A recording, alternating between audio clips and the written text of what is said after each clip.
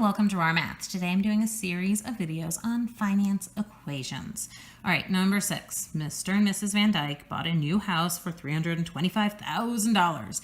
They found a 20-year mortgage for 5.25% annual interest compounded monthly. What will be their monthly payments? Okay, so this first equation is if you have a lump sum. Your lump sum is an investment you're making for yourself. You invest one time, leave your money, and you're done. The second one is an annuity. It's when you put a little bit of money in each week, each month, and you keep on repeatedly adding money into the account.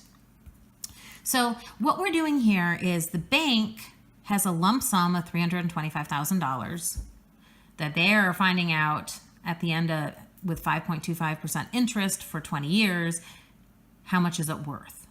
You are taking that, whatever that is, and you're trying to divide it up to figure out what your monthly payments are. Well, the thing is, when you put these two guys equal to each other and divide so that we can solve for a single variable, this 1 plus r over n to the nt, this is really the same as this. It's just this is a streamlined way of writing it, where I is really equal to r over n, and n, for whatever reason, is nt.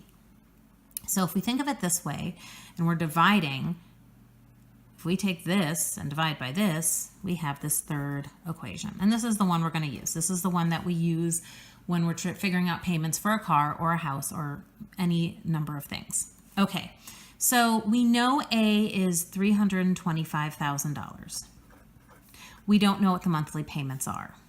We do know that, let's see, 1 plus r as a decimal is 0.0525 divided by 12 because it's monthly. Now, this 525 is the yearly, is the annual interest. And when you divide it by 12, you can figure out what piece of this gets applied each month. Because this is being done 12 times a year, it's 12 times 20, because this is 12 times a month, 12 times a year for 20 years. And we got the 20 from right there.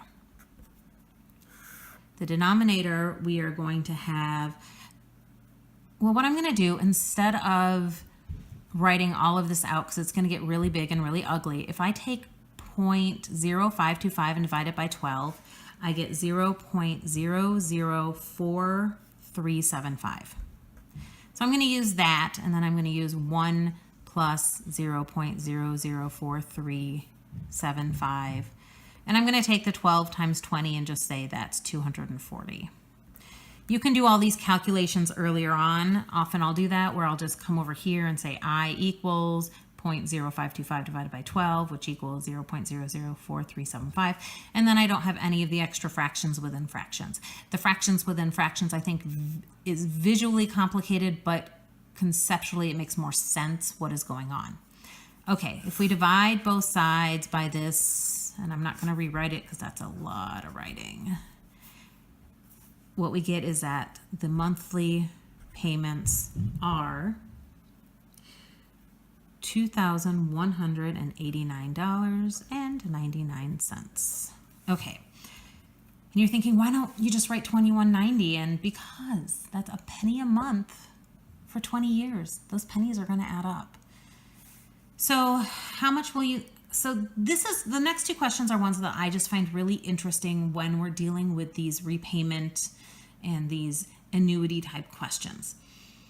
If they bought a house for $325,000 and they're paying $2,189.99 per month, how much are they paying out of pocket? So the question is, if they pay $2,189.99 12 times a year for 20 years, how much is this couple paying for this house? And what they end up paying is $525,597.60, which means if we take this 597.60 and subtract 325,000, we find out that they are paying $200,597.60 in interest. which is a huge chunk of change that you're paying. This is why people start to pay money off early, because just like the annuity, if you start putting more money in, you're getting more money, earning interest on more money, and it adds up quickly. If you pay off more than your base payment, this is for a car or for a house, you're dropping this number down. And if you drop this number down, you don't end up paying. This is what the bank is making. The bank is making $200,000 on giving this couple a loan for 20 years. Anyways, I hope you've enjoyed this video. Please subscribe to my YouTube channel, like my Facebook page, and I'll see you on the next video. Thanks.